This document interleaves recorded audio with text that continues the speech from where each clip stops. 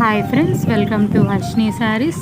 ఇప్పుడు మనం చూస్తున్న శారీస్ వచ్చేసి ఇమిటేషన్ పట్టు శారీస్ అండి. సిల్వర్ కలర్ జరీతో వస్తాయి.